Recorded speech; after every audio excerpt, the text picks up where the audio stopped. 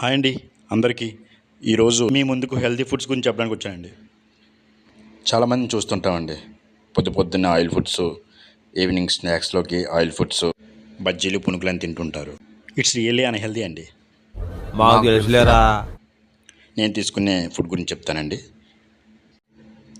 నా రోజు ఒక గ్లాస్ గ్రీన్ టీతో మొదలవుతుందండి.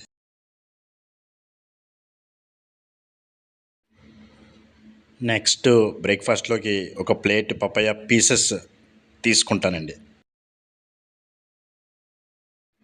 ఈవినింగ్ ఒక గ్లాస్ ఫ్రూట్ జ్యూస్ తాగుతానండి.